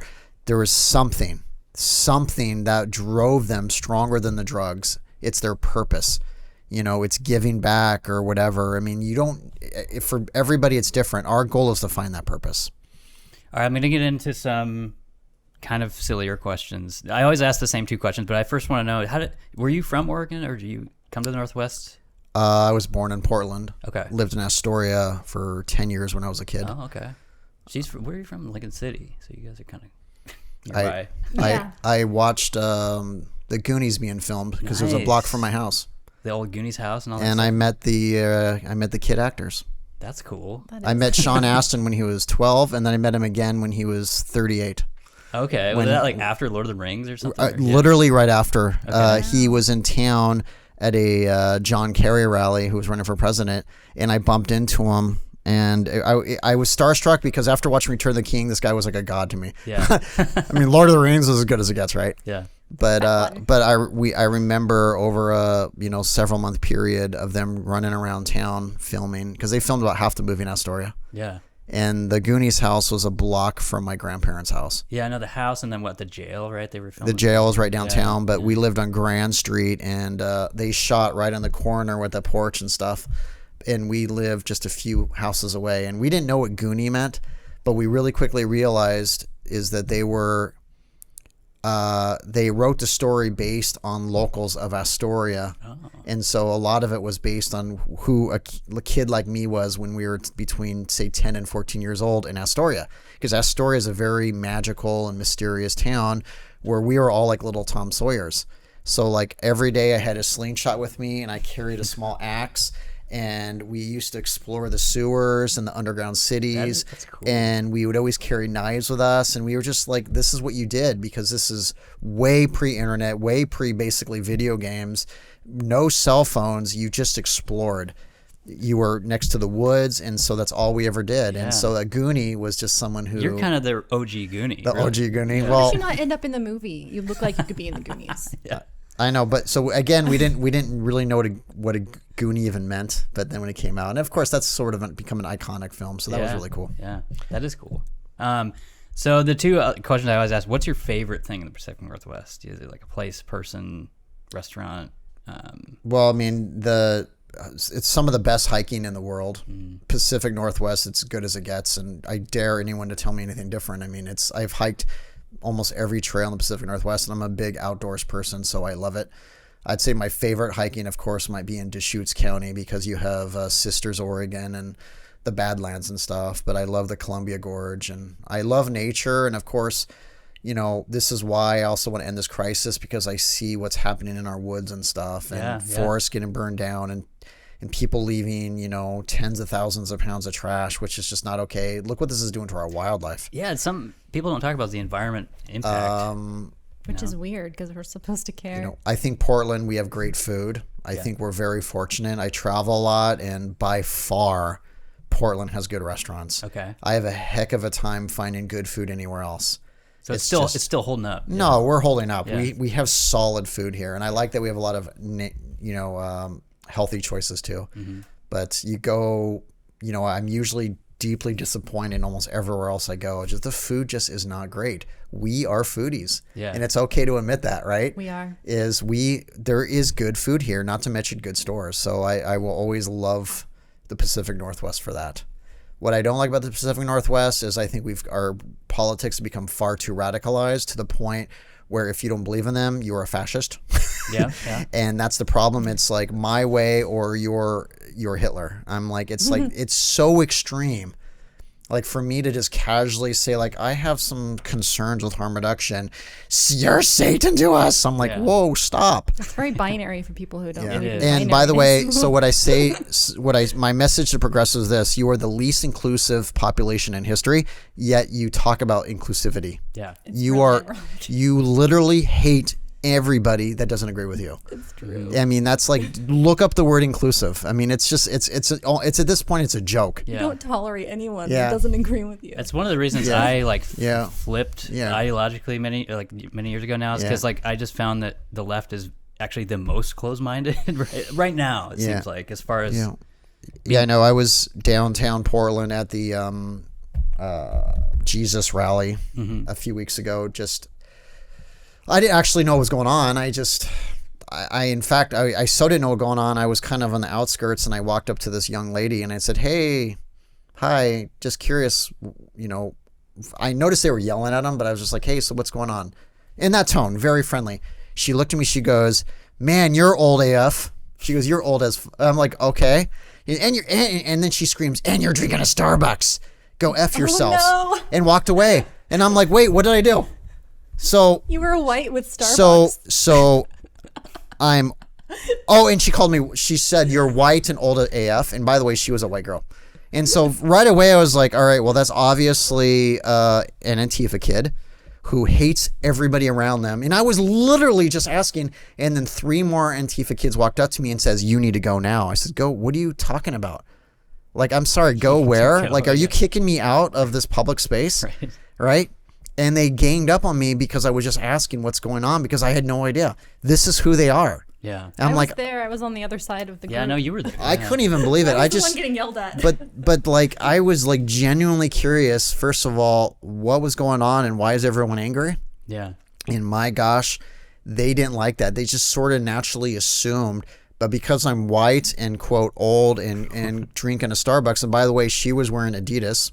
I want to point that out, which is also a major corporation. Yeah. Well, So, now they've been shunned because they're tied with Ye and everything. Yeah. So like, give me a break. Shout out to Kanye. Yeah. Shout out to Kanye. So what I'm saying is that like, this is what we're dealing with, and I'm saying there's so much anger out there and so much hate. It's just like, we're not going to get anything done. Yeah. It's like, look, I try to keep emotion out of things, and I like to listen to other points of view. Yeah. The fact is, I was born and raised a Democrat, and I still have strong Democratic values, but like you, a lot of my ideology has switched because they've gone far too radical and extreme to the point where it just feels like pure hate. Yeah. It's not okay, right? And it's just like, and the fact that she judged me based on the color of my skin, what I was drinking, and my age within literally the first 3 seconds. Say 2 of those are talk about classes. it, protected classes. Fuck you. Right. I'm sorry for the language, but I'm just like, I was annoyed. I was just like, but also annoyed where I was just like, I feel bad. And someday, 20 years from now, she's going to be like, man, I know she's going to grow out of it. We all do. But I look back to when I was 20, I wasn't that angry. I kind of was like, yes, I think I hated a little bit on certain people, as we all do when we're 20. But for the most part, I was kind of a good person who was open-minded. But she was just like fuming. Yeah. Well, I think it has changed too, because at least at my age, when I was that young, I wouldn't have approached an adult older than me to say, you know what I'm saying? Well, especially because I very sincerely was just asking what was going on. Yeah. Like, I really wasn't sure. And I didn't have my phone out. And I was just sort of curious. And honestly, it seemed like a pretty positive event. You know, a lot of people were just like, yeah, it's a nice day. And I'm not like religious, and like, but I immediately felt this sense of like comfort of like, there's a lot of good people here who seem to really love what they believe in. And I felt comfortable in that environment. I was Yeah. like, I like that. It's like, I think we can't deny that even sitting in church sometimes can be very relaxing because it's just this pure sense of love, even though I don't go to church. When, one of my greatest experiences when I was doing a homeless outreach in Barcelona, Spain, was I went to the Barcelona Cathedral and I sat there through a church service, and I was like, this is the most relaxed I've ever been in my life. I'm sitting in a cathedral that was built in the 1400s. Probably beautiful. And it was unchanged, meaning like on the wall you could see the signatures of the people, the masons who had written their name, and they would write like 1506, 14, like, and you look at it as if it was done yesterday. And I asked there was like 9 priests there, and they said, oh yeah, this was done by the Masons 500 years ago. And I'm like, it was unchanged. And I was so blown away by the history and everything else. And I just share that as like no judgment. Like, look, I don't always get organized religion, but like it seems to work for them. So who cares? Yeah. But they're fascists. Yeah. That's the problem. Well, it's totally something I've flipped on that too, because that's part of why I started seeing people be closed-minded like, you're just targeting Christians now. Well, yeah. And actually, speaking of fascists, right before I left, another tall guy who seemed to be the security there of these kids, he said, we're here to fight against fascism. And I now regret saying this. I said, define fascism for me. Mm-hmm. Oh, no. And the reason why is because I've studied World War II, and like I know what a real fascist is, and I know who a real asshole is, right? Yeah. AKA Hitler. And he didn't like that, because he then assumed that I was one of whatever. And I'm just like, look, do you even know? Because I think you're throwing around that word a little bit too like liberally. Like, that's an extreme thing. I mean, this is a slap in the face to anybody who really suffered under a fascism regime. Yeah. And I didn't say that, but I simply said, well, can you define it to me? Because I noticed you say that word. Because these kids who seem to just say, I love Jesus, don't appear to be fascist to me. And they weren't happy. And they were yelling over the top of everyone, go home, fascist. And that's why, and that's kind of when they gained up on me. And I decided, I just said, I'm going to go home. Like, I wasn't in the mood for it. Aggression. It was just too much. Yeah. But I mean, shame on them. I mean, that's just sad. That kind of stuff, it just drives me crazy. 'Cause literally every single one of my grandparents fought in World War II, and I think there's such a disconnect from people. Yep.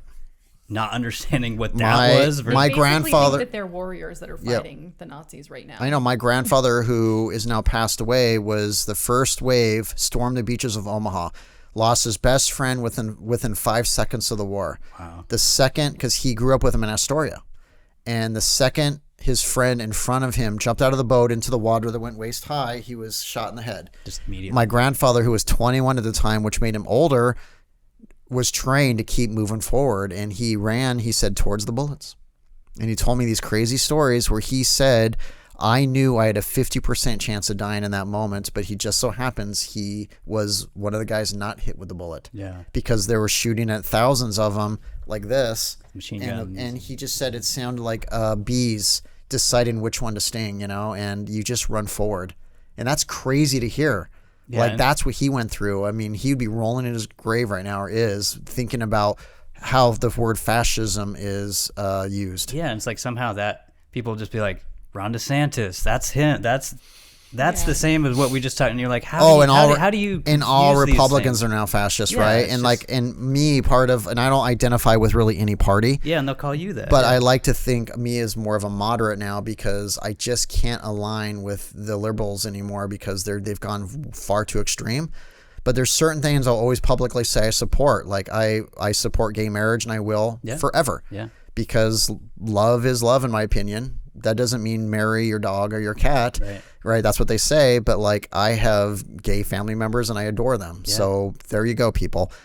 I'm a strong believer in gay marriage, and that's what gives me some liberal views. But I also have conservative views, meaning stop benefiting off the homeless in this multi-billion-dollar corporation. And I believe in accountability. And apparently, accountability is a conservative value. Sorry, go ahead. That doesn't make any sense, because accountability is one of the best things you could do to a person, is give you purpose, give you structure, and empower you, not enable you. And how is that a bad thing? Mm-hmm. No, but apparently it is. So I believe in accountability, and I believe in empowering. Did you read the rundown of white supremacist values that were like punctuality, Oh, hardworking. Wow.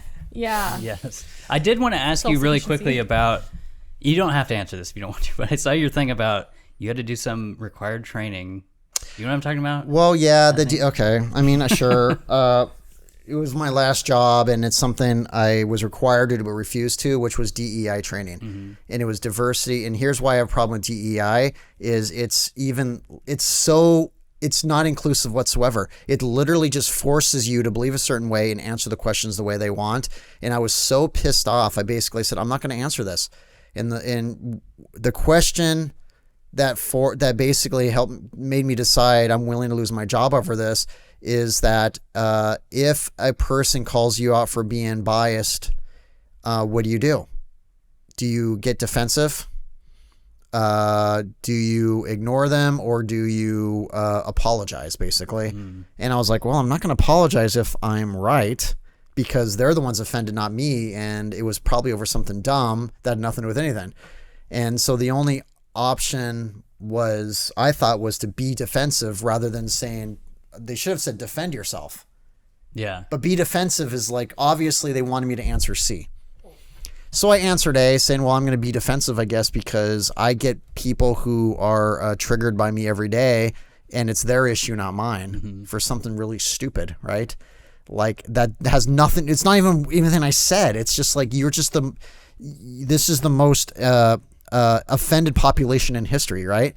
And so when I answered it, what came up on the bottom of the screen was like, no, the right answer is to apologize and to, hope it never happens again. I'm like, well, wait a minute.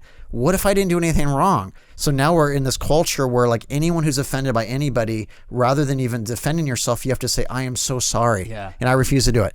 So then I just assumed to go to the next question. Guess what? It went back to the original one and forced me to answer C. And that's when I refused. I said, wait a minute. No. What is this, Clockwork And Orange? so- Maybe wrong. So I literally just turned the computer off and was like, F these guys. Like, that pisses me off. I can't stand these DEI people. Yeah. You won't even allow us to even defend ourselves because I'm a 50-year-old white male. That means somehow I'm already inherently racist. You're guilty. Yeah. I'm guilty already. Yeah. Right? These little shits, and it just pisses me off. And the reason why I very reluctantly even put that up, because I don't want to go down that road. I usually talked about homeless and addiction. I brought it up because I had just recently interviewed 2 homeless people thinking DEI is a joke. These kids are dumb. I don't even know what woke means. This is insulting and this is racist. And like, we just want help. We could care less about this, and you make this an issue. And the reason the people I'd interviewed is that they were at this camp, and when they woke up in the morning, all these activists had put up all their signage around the camp as if they had done it. And the homeless said, who are you and why'd you do this? And they were annoyed. And the homeless are done. The homeless are fed up. They think it's dumb. They're like, they don't even understand what this whole inclusive DEI stuff is. There's like, this is a joke. What we're doing out there every day is life and death. Yeah. And so that's why I added it, because I don't want to get into that DEI argument, whatever, right? But it's just like, it was just so stupid. And so I basically refused to take the test. And then, basically other staff said, yeah, I think we're not going to take it either, even though it was required. It's one thing to take a required test where you can answer it your way, but it's one thing where you basically, because what it does is now it's a check mark. 100% of staff had support DEI because they passed the test. I passed the test because there was only one answer to answer. Yeah. And that pissed me off. And I basically just stood my ground. Yeah, and I brought it up too because I know, I don't know, probably 90% of people, if you're employed, have to do something like that. And it's a sad world we live in. I mean, it's a bullying tactic. And by the way, if you say anything against it, guess what? You are a racist. And a fascist. You're a racist and you're a fascist. And you know what? I'm fighting back and pushing back. I'm done with it. I'm tired of be calling that. You know what? And I challenge people to say that to my face, because it's like, come on, you have no idea what even that means. And especially somebody like you who's, in my mind, you're truly helping people. And I am. And I'm helping them in a real way. Like, yeah. I've been criticized because, like, well, Kevin, all you seem to do is interviews. I said, look, I did homeless street outreach for 26 years. 27 years, right? I've housed thousands of people. I've put in the work, But my focus lately has been mostly on interviews, but it doesn't mean I'm still not helping. It's just now I've spent my entire life doing this, and I want to do this before I'm too old to walk, is I'm here now to do the advocacy piece, right? And let the kids out there, the 25-year-olds with more energy than me, which obviously I still have, but like I put in my time. I am a veteran in doing this. Yes, I still like to make the documentaries and stuff and the Skid Row stuff, and that's fun as heck, but like the actual case management and stuff, I don't do nearly as much because I don't have to. I put in my time. It's like eventually you have to just, you know, my focus now is the advocacy. It's spreading the word. It's moving the needle. And that makes sense because like when I started this podcast, that's what, like, that's how you got my attention. I started watching your videos. I'm like, this is incredible what I'm seeing. And just, I hope that, like, check his work out on his website and wherever you can find it, because I hope more people understand really the root cause of what's going on in all these cities. And to me, you help me understand that. I appreciate that. Is there anything you want to ask before we wrap it up here, or? What do you want to do when you're not doing this? Is there anything you want to ask? Well, I miss drawing. I was a published cartoonist for 9 years. Oh, wow. Back in the day. So, and I was fairly successful at it. So even though and this is actually when I was working in the homeless shelters and stuff, but I miss drawing. And so I've always had a strong creative side, and I have a strong analytical side. And I think that's what's always made me a good outreach worker, is I'm able to look at a complex issue creatively, because there's usually two different personality types. You're either one or the other. I'm a little bit of both. I'm like a left-handed, right-handed guy at the same time. So I could look at an issue and decide in that moment, does this take a creative solution or is this an analytical solution? And I think that's what made me a good cartoonist. So I sort of miss doing that. I still like to draw, but you know, my focus lately has been to, you know, work on more documentary type stuff and do stuff like this because it helps spread the word and, you know, meet passionate people. Forums like this, I think, encourages real change because people listen to it, get inspired, and want to do it on their own, or volunteer their time or donate to the right causes and stuff of people out there making real differences. That's why I always, you know, have very much honored to do this kind of work and share my experience with people like you. I think all three of us have the common bond of we used to skateboard. I think. Did you use to skateboard? Oh, well, I'll share you a quick story. Yeah. Okay. And I'm not saying I was the architect. But I wasn't a good skater, but I was one of the original 7 that built the Burnside skate park. Hell yeah, nice. So this was 1993. Okay. We were a bunch of angry young skaters that had no place to skate. So my older brother, a guy named Redneck, and a guy named Mank, who are just now Portland icons, discovered we used to skate under the Burnside Bridge, but it was just where a lot of homeless hung out, and there was that wall. And so my brother and his friend had this idea of, well, maybe we should build a swimming pool back down there, right? And we never thought skate park. So the next Saturday we dug and built our very first swimming pool. And then over the next several weeks, we started building the half pipe and another swimming pool and this little snake thing and the quarter pipe. Long story short, is we spent a year and a half down there building the skate park before anybody noticed. Because guess what? It was state parking and it was highly illegal. Okay. And what had happened is that why we got away with this is my brother at the time worked for Par Lumber, and he was only now like in his late 20s. And so he was bringing machinery there. And here's the thing about a construction site. When you see machinery, you assume it's legal. Yeah. Right? Well, I was going to ask, like, you guys are bringing all this material down there and stuff? So nobody questioned it. Yeah. So it just so happened on this fateful day, a lady who worked for the city who happened to be in charge of like leases or something drove by and said, what is a skate park doing back here? And she went to the mayor. And the mayor was like, skate park? We didn't authorize a skate park. So long story short is that the mayor ended up calling my brother personally. Who was the mayor? It was Mayor Bud Clark. Okay. I think. Yeah, it was Bud. And I've been friends with Bud for years. Rest in peace. He just passed away a few months ago. So anyway, the mayor said, we're, to be perfectly honest, really embarrassed by this because it was overlooked. But also, you've now just saved the city $30,000 because you built something that we weren't able to get through. So how about we just give you the land? And so that's kind of the rest of history. Is they basically said, we're going to take a blind eye to this, and now it's been there for 30 more years. Tony Hawk got involved. My brother became friends with Tony Hawk 2 years later because Tony said, hey, I got this PlayStation 2 game I want to I'm going to build and we want to use Burnside Skate Park.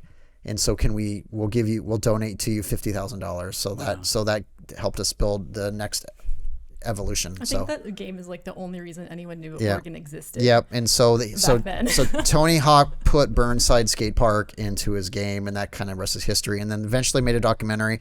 Again, I was only the grunt worker, digging the ditches. I wasn't the brains. It was my brother. It was Redneck. It was Mank, who I think actually just passed away too. But like, we're all getting old. Osage. These are the originals. These are the original OG skaters. Yeah. I'm an original OG skater because I was hardcore skater and I loved it more than anything else in the world.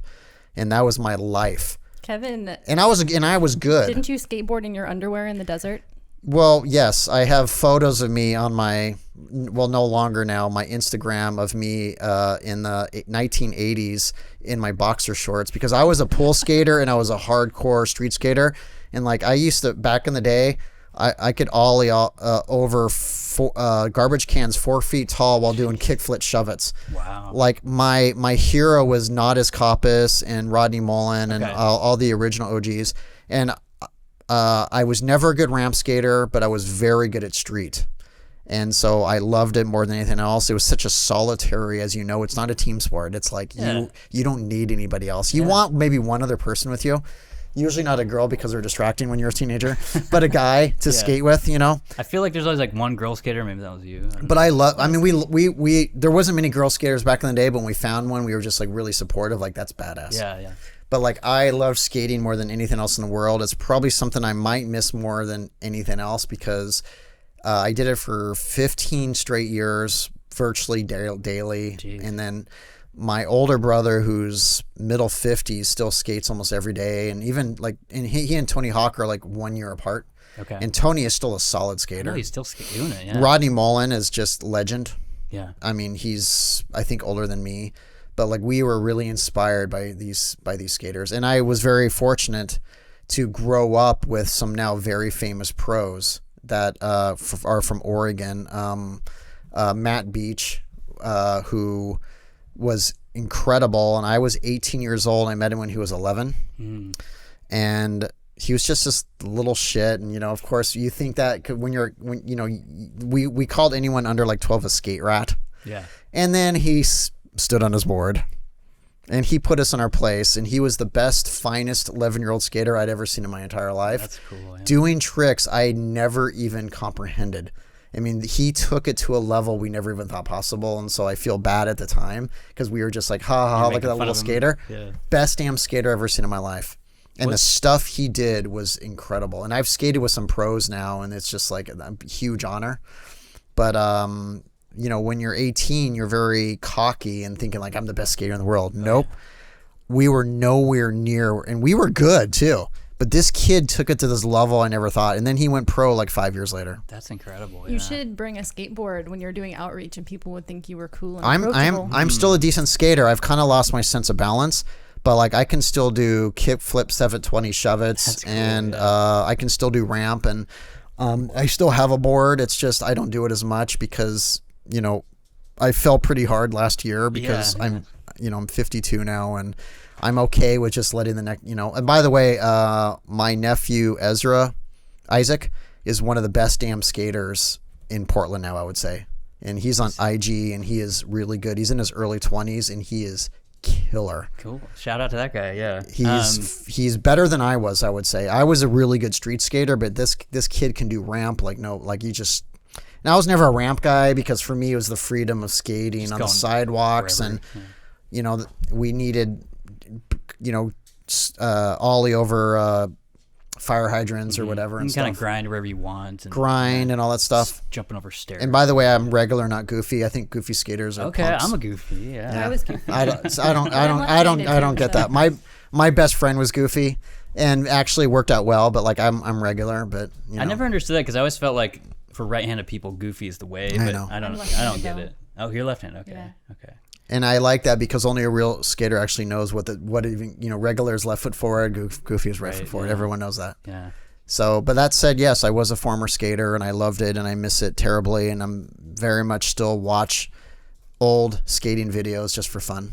That's so cool. Yeah, in the Burnside story, that's really cool too. It's funny because like I've told people like I'm too old to skate, but like you just proved me wrong. If like No, you can do all that shit. And, I still can. I mean, Yeah. you never lose it. Yeah. It's just really what it is my sense of balance. I've lost that. Yeah. So like I won't drop into a swimming pool. Like I used to just in my underwear, eyes closed, I would drop into, and by the way, people forget is swimming pools are oftentimes beyond vert, not vert. They go a little bit like this. Okay. And you're dropping in this and you're going like 100 miles an hour.